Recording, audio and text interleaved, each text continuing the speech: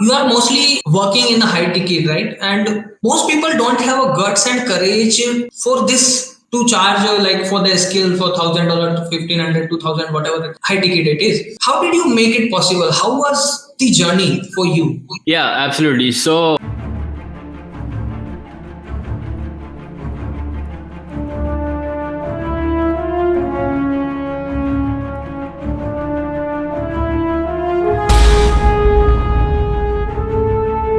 Hey guys, welcome to the 50th episode of the Entrepreneur's Warrior Show, and I'm really glad that we are hosting the 50th episode with the super awesome guest with us on the show. So he is the founder of UAbility. He's helping consultant, coaches, and service provider getting premium value client consistently. He's on a mission to fix the problem of global price inequality and give every individual the ability to sign up premium clients for the valuable skill that they have to offer. And he has a client base of that includes some of the India's biggest digital marketers such as Digital Deepak, Gaurav Madaan, Roshni Dhal, Kartik Naidu, and so many amazing entrepreneurs. So without further ado, let's have Rohan on the stage. Hi Rohan, thank you so much for joining the 50th episode of the Entrepreneur's Warrior Show. hey man, super honored to actually be part of your show and also to be the 50th guest. Pleasure to have you. Pleasure to actually be here, man. I'm so grateful that you joined and thank you so much for again. So before we proceed further, are you hear me loud and clear? Yeah, all good, man. Awesome. Guys, if you're watching us live, drop hashtag live or on replay, drop hashtag replay. And Rohan, could you tell us a little bit about yourself on your backstory? So there's few people who have no idea, so they also know you. Yeah, absolutely, man. So I got started with this internet marketing space officially in 2016. Before that, I was doing little bit things here and there, like developing applications, maybe making some YouTube videos and whatnot. But in 2016, actually 2014, I would say, is when I joined an institute which teaches digital marketing in India itself, where I was one of the students and I was learning, basic things like blogging, SEO, and whatnot. But then, rather than paying attention too much to regarding what was going on in the classroom, I built my own blog, which was called as buzzipedia.com, and I started posting content on that blog. One day, just so happened that it started going viral. I started getting a lot of views to it. But then, unfortunately, because of AdSense, if you know, the revenue isn't that much. So that's why I wasn't making enough money. So I decided, hey, I'll just take all this information that I know about marketing and I started sharing my information, just like how you are doing, just for free on YouTube and, different kind of other channels like Udemy as well. Till somebody called as Vijay from US actually approached me and he's like, hey, rather than like teaching all this stuff for free on the internet, can you just like do it for me? And I just like thought, hey, this sounds like a good idea. But I was 18 years old at time, so I didn't know like if this would work out or not. But basically, Vijay had an e-commerce store that he needed help growing and getting a lot of eyeballs so that he could make some sales. So yeah, he just like asked me if I can do it, and I just Googled some random prices just to see how much other Facebook advertisers charge. I was also in ClickFunnels groups on Facebook and all those various kind of groups that are out there. And I just discussed with some people, and I decided to quote him $1,500. And I never thought that he would end up paying me, but fortunately, he did. On the call itself, actually not on the call. I sent him the invoice, and then at night he ended up paying. To which I was like, really excited, man. I never thought that this would actually happen. Somebody on the internet can actually pay you such a big amount. And that time, the amount I would get from a job, that one client actually ended up paying me a lot more than what I would get from the job. And that's when my journey with this high ticket space and industry actually officially started. And that's when from Vijay, I ended up signing more clients, worked with like some big marketing firms, even many 2 Comma Club winners I've worked with, did their ads and done for you agency style. till I actually realized that, India actually has a lot more potential. And I also started, like, some of my friends started asking me in India that how are you getting these high ticket clients all over the globe. And also some people, I started noticing that there's a little bit racism against Indians. I was having a conversation with one of my Australian friends who Yes. said, Ron, I trust you, that's why I would pay you this premium price. But like to a lot of Indians, like, I would probably hesitate because they kind of like I've heard stories of being scammed. So I kind of want to change that perception in the global landscape, and that's when I decided to form UAbility, man. Quite an interesting and amazing journey. Like at the age of 18, you made your first $1,500. It's your first amount, right? First ever.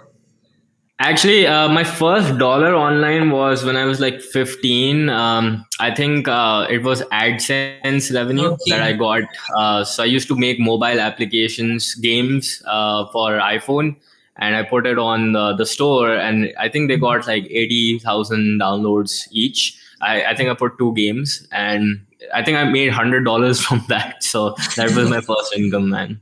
Awesome. Actually, my first dollar was $100 as well. So definitely awesome from ClickFunnels itself, ClickFunnels affiliate.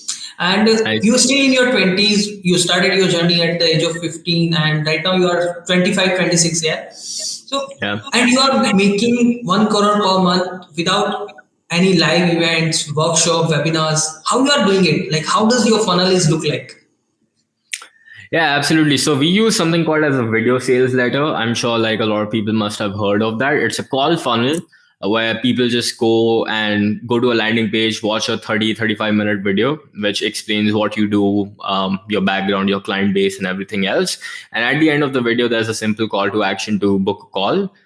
Then people can actually book a call, talk to our team, and then if things are well, if they are a good fit, then we end up working with them as a client, and if not, then we recommend them the best possible solution that they could go and check out.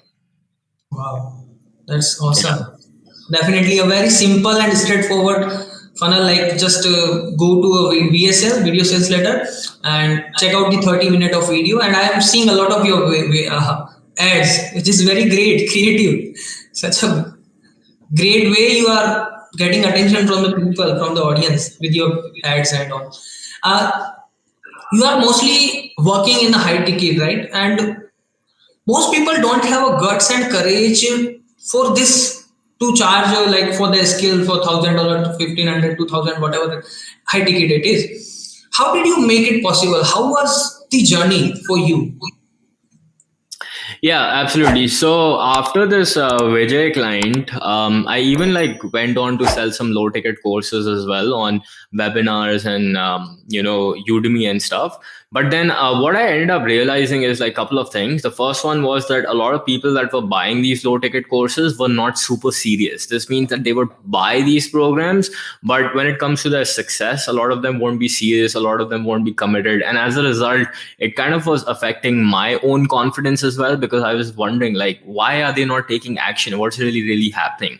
And then I kind of like figured out that okay, it's because they weren't committed enough, because they hadn't invested enough, right? So that was one thing. And then the second thing that I realized, selling low ticket courses requires doing a lot of support and fulfillment, because you get queries every day. And if somebody even misses out their login details and whatnot, immediately, since it's such a low value price, like they just like ask for a refund very quickly. So that was like another thing. So I was like exploring, and then I started observing some patterns across various kind of two comma club winners. And what I started realizing, in fact, like with the one of my previous mentors, I was having this conversation when I got started in this space. In fact, he was my client only, but he kind of like, I was having this discussion, I was asking him similar questions like how you are asking me, like I was asking him that why aren't people like really serious? Should I actually do this? What should I do?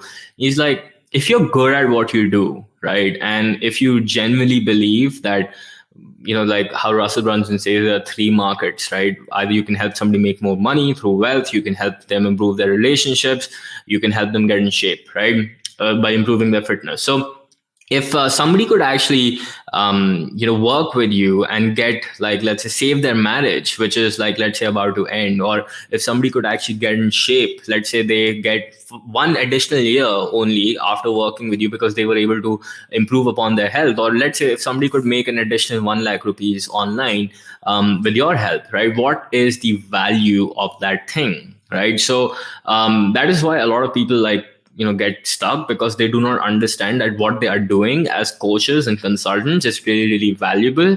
And a transformation that you can bring to anybody's life, provided you're good at it, I definitely think you should be charging premium. So after my experiences selling a lot of these low ticket programs, I realized that what is best suited for me is like going high ticket, working with less number of clients, have less headaches, and make more money, more profit margins. That's the kind of philosophy that I prefer. I really love it. That's awesome. And giving a transformation is what matters the most. Like when people are more committed, when they invest high, they are more committed. And when they are more committed, they definitely we are able to bring a transformation in themselves. And at that point of time, the success rate is very high than in any low ticket program or product, right? Completely Yeah, awesome. absolutely. Uh, Making high ticket sales is all about talking with people on call mostly, and your completely business is like people book a call and then they went to purchase your product or enroll into your product. So, how did conversation go in the sales call? Like, is there any structured format that you want to share with us? Yeah, absolutely. So I think most people like complicate it way too much, because the online gurus give them all these scripts and everything, which kind of like complicates the whole process. My goal is very, very simple. Like, what I like to do is I like really try to understand somebody's problem, right? Dive deeper into it, understand what their goals are, and then basically connect the gap together, right? So it's kind of like, imagine as if there's an island where you're currently stuck, right? And on that island, let's say there's no proper food, there's no proper water, there's not a proper social life, and a lot of things are missing that a human being really requires. And let's say that there's this island number two, where there's all the social life that you desire. You have your friends, your family members, there's great food, there's this exotic lifestyle that you want. So a lot of people that come and book a call, of course, provided your funnel and everything is dialed in, these people are stuck in this island number one. And as a coach, your goal is to paint the exact picture of that island, and then basically understand what exactly is their goal, which is island number two, and basically help them connect the gap with the help of your process, right? So just to give you some steps regarding that, anyone can actually follow, to go about this. The first one would be, like, when you're on a call, the first thing you should start off with by is like taking the frame. This means, like, just having an honest conversation with somebody and telling them that, hey, on this call, what I'm going to do is I'm going to ask you some questions. If I can help you out, I will let you know how. If not, I will let you know another solution which can potentially help you out, right? And just doing this basics thing, like, really, really puts things into perspective and allows, like, the prospect to understand, okay, how exactly the call will actually go, accordingly. And of course, during this process, you can also build some rapport with the person by asking them how's their week going, and kind of like what you did at the start of this podcast. You build some rapport, and so anyone can actually watch the start of this podcast. So once you've built some rapport, once you've actually taken the alpha, the next thing is to really understand the situation of this island number one that they are stuck in. You can do this by asking them simple questions like, so what's your current problem, right? What's like the biggest challenge that you're currently facing when in your business, in your relationship, in your fitness goals, right? You can get more information by probing them, by understanding why do they think that this is the exact challenge? How long have they been suffering from this kind of challenge for? What all actions have they taken in order to solve this particular challenge, right? Because you need to know if they're taking any kind of action or not. Then you kind of need to like ask them, you need to kind of generate a doubt within them that, hey, for example, if you've been suffering from this problem for 3 years and this is the action that you've taken in order to solve this problem, why still haven't you been able to solve this issue? that is when a lot of people might admit that this is because I was lacking a mentor, I was lacking proper guidance, etc., etc., right? And then you can also do that, do ask them, like, okay, so why specifically is this a priority for you at this point of time, right? How much has it costed you in the last 3 years when you were trying to fix this problem on your own, or let's say with the help of some other entity out there, right? And what's going to happen in the next 3 years if you continue to face these challenges and continue to have these struggles in your life? What's going to be the monetary cost? What's going to be the cost on your relationship? What's going to be the cost on your health, right? And then the other thing you must understand when you're painting the picture of island number one is to ask them a key metric, which is what is their current income. If you're doing a wealth-based program, if you're doing relationships, you can ask them, on a scale of 1 to 10, how much would you rate your current relationship with your spouse or partner? If you're doing weight loss coaching, you could probably ask them, what's your current weight right now? And then comes, once you've painted island number one properly, it comes down to island number two, where you ask them, okay, now that I understand your current situation, what is your goal, right? How much do you want to make? How much would you want your relationship to be at on a scale of 1 to 10? How much do you want your ideal weight to be at, right? So like knowing these things is really, really important. And then you can of course ask them, let's say if you achieve this goal of yours, what would it do to you personally, right? What would it do to your business? What would it do to your partner? What would it do to your health, right? What kind of changes will happen? Just to give you an example, if what a lot of fitness coaches, for example, let's use that case, because we both are in the wealth industry, so let's use another example. So with fitness, a lot of people, what they do is, let's say if I'm selling fitness coaching, a lot of people will just be fixed on their calories, their workout, their nutrition and all that stuff. But like what most people do not understand or try to actually understand is that motivation beyond what you are seeing, right? So this means if you really think about, why does somebody want to lose weight, right? So that they could have more confidence, they can actually attend social gatherings where they could look good, they want to feel good about themselves, right? So knowing all these things and knowing all these motivations of that individual is what we do specifically in island number two. And then we kind of like understand, okay, so this is where you are, this is where you want to go, and we have understood that this is the gap that is stopping them from actually reaching this position. Then what we do is we like basically take some commitment checks from them by asking them, hey, if I could actually give you this kind of solution, what are you willing to commit in terms of time, energy, and efforts and money, right? You can of course qualify them based on different kind of factors. And then if they will be a good fit for you, you basically make them the pitch of your valuable advice and service, where you kind of explain to them how you will be taking them from island number one to island number two in a step-by-step format. And once you've done that, you basically stay shut. You do not reveal the price until they ask you for it. And when you reveal the price, before revealing the price, one thing that I like to do, a lot of salespeople do not do that, is that they do not take temperature checks, right? So this basically means asking people that, hey, based on what I've explained to you so far, on a scale of 1 to 10, do you think this is the boat or the ship that can take you from island one to island number two? If not, why not? If yes, why?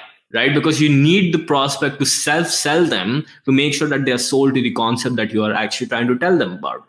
And once they rate you 9 or a 10 or whatever, then you can reveal the price. And then after the price, a lot of objection handling happens. For example, I need to think about it, or I need to talk to my partner. I need to arrange the finances. So it usually comes down to 3 or 4 things when it comes to objection handling.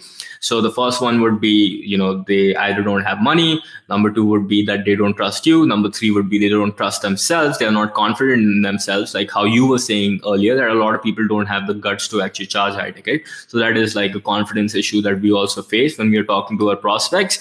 And then the next one would be that they need to talk to their partners, and they need to make sure that they're getting them aligned in the same mission and vision as themselves. So in a nutshell, as a high level overview, this is what we do on the sales calls, man.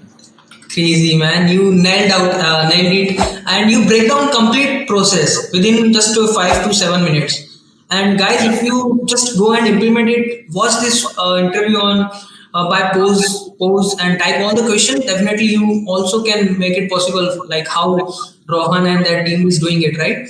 And let's move to the mastermind thing. Like you are hosting a mastermind, and in that mastermind, you have clients like Digital Deepak, Gaurav, Roshni, Kartik, such a big names from industry, right?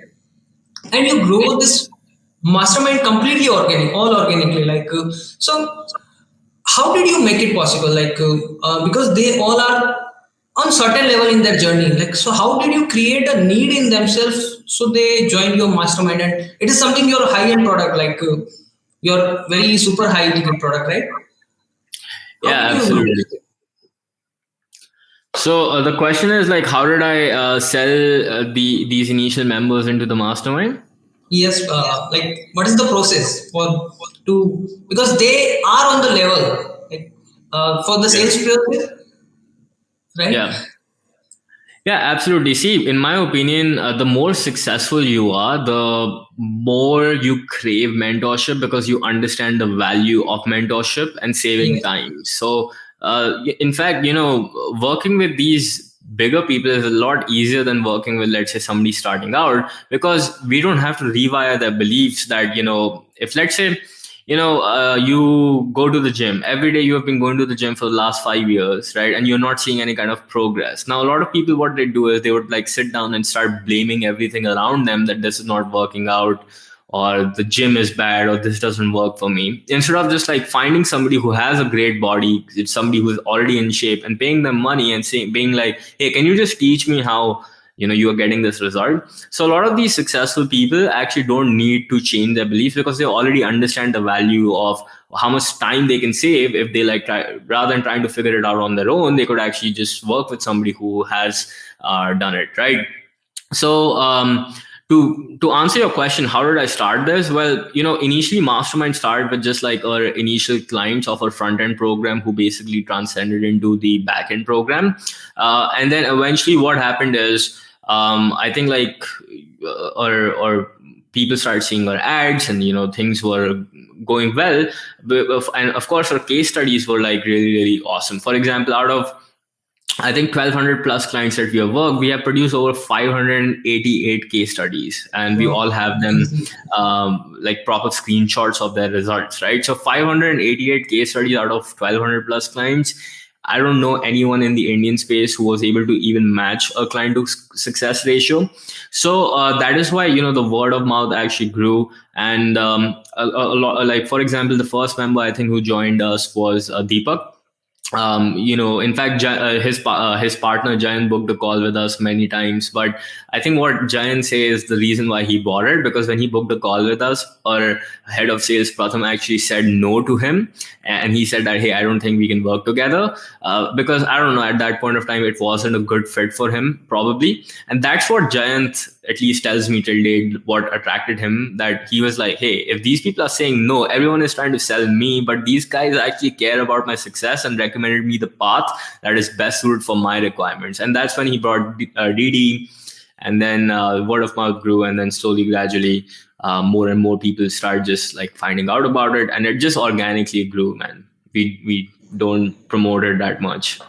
That's crazy, man. Completely. Yeah, I saw that in one of your interview, like in Didi's interview, you mentioned in Dharia interview, you mentioned that you grow your mastermind completely organic because all the guests, all the participants are not just, you don't want any random person. You want people, very qualified people for this one. Yeah. Uh, you also mentioned that in one of your interview that content creation is somehow decreasing, future of content is decreasing. So are there any specific upgrades or trends that people can aware of? What do you Mm, think? I don't think I recall saying that the future of content is decreasing. In fact, like I personally believe like content is like the next game. Yes. For us personally, we were heavily reliant. We still are heavily reliant on ads, and there's nothing wrong with ads. Just to get started with, um, the only issue that I have with this content stuff is a lot of beginners who are getting started, they think that they need content in order to grow, which is not the case, because you can get started much more quickly by doing, let's say, outbound marketing or maybe running some ads, right?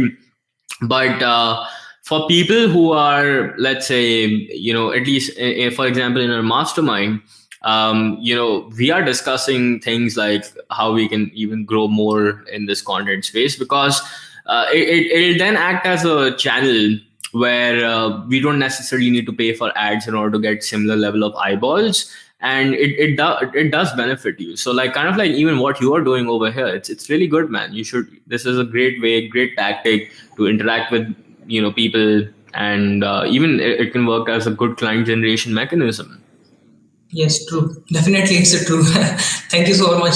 And that's true. Like, if the beginner is just focused towards, yeah, first he need to focus towards learning and mastering the skills, and then he shift to go to reach out, outreach, and all those things. Then definitely he can end up with a great client base, and he grows together, right?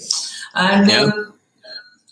And I think the other thing that also matters is like coming up with a new opportunity.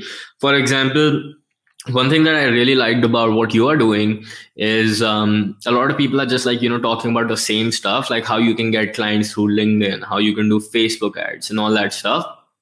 But you came up with like a new opportunity, how to use like interviews in order to get more clients, which is kind of unique and different from what is already out there in the marketplace, which kind of gives you like an edge, because I don't know like a lot of people doing this in India. So yeah, man, like this is a great strategy that even people who are watching can use in order to kickstart their journey. thanks, thank you so much, bro. So when you are nailing down the sales strategy, you mentioned one thing, that is a courage and your own belief. And at initial stage, you also mentioned, like, in your previous interviews, I did some research about you, that your own limiting belief stops you from your growth. So how did you overcome from your own limiting belief? What kind of things you followed? What kind of steps you follow take to overcome from your own limiting belief? Yeah, I had a lot of limiting beliefs. What did I do to get over them was simply just to keep doing it.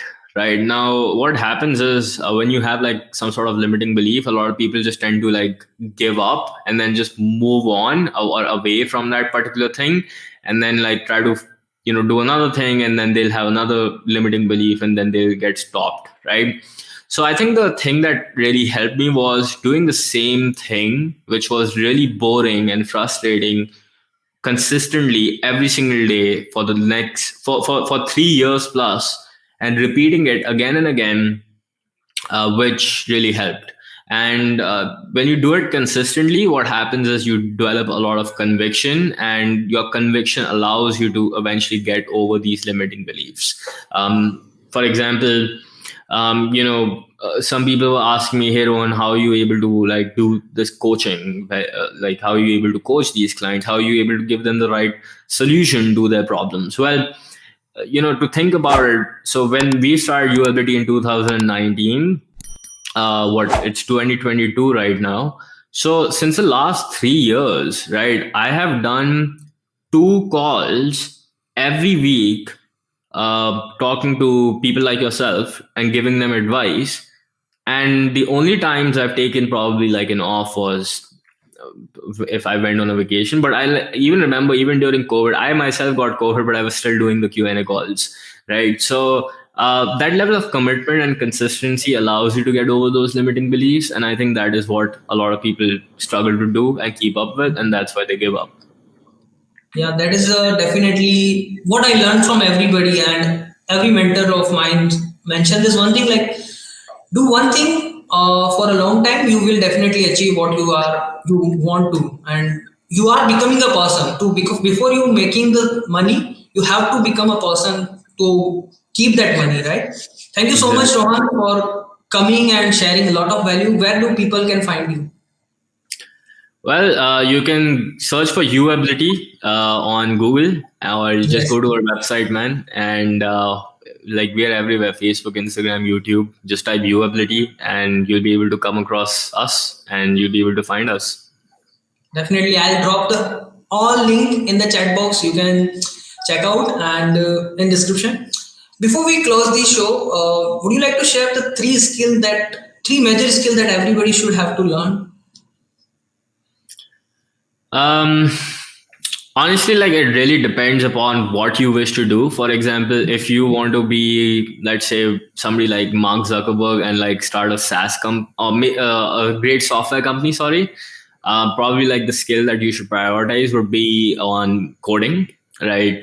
But for me personally, since we are talking about the coaching and consulting, space, I Yes. think the biggest things that really matter would be marketing, sales, and just maybe it'll be four. So like marketing, sales, then mindset practice to make sure that these limiting beliefs don't stop you. And the fourth one would be fulfillment. This means like whatever you are offering, whether it's relationship advice, fitness coaching, or marketing coaching or whatever, make sure that you're doing it every single day or as many times as you can so that you're getting enough repetitions which are making you good, and hopefully great or one day the best at that particular art so that everybody wants to come to you and learn from you. Yeah, that's completely awesome. Thank you so much, Rohan, for sharing a lot of mic drop ideas, mic drop things inside the session. And thank you so much, everybody, for joining us on 50th episode. And because of you, we are making it possible. So thank you so much. Have a great day. I'll be joined with you another episode. Till then, bye bye. Thank you, All right. Rohan, for joining us. For Yeah. sure, man.